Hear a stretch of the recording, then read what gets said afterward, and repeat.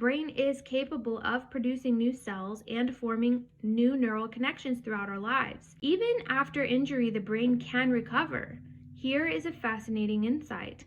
Not all cells die when there's an injury.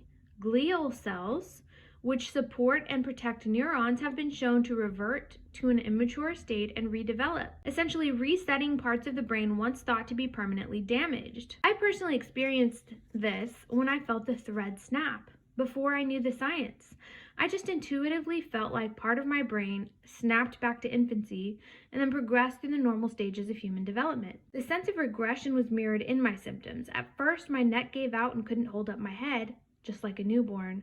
But over time, that symptom faded. My brain could form only 2-word sentences to communicate my needs, like need food. And sometimes I couldn't even speak those 2 words. All I could do was make a loud, nonsensical noise, just like when an infant cries for need to be met because it can't yet speak. Then I struggled with emotional regulation, much like a toddler learning to control their big feelings. Then I locked myself away in my room to heal, just like a teenager seeking solitude during a period of growth.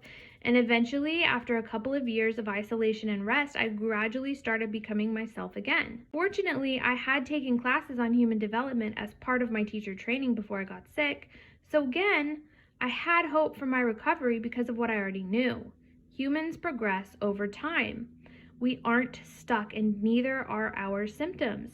I found that mine changed over time, and when I discovered the glial cell research, I had scientific evidence of what I already knew to be true.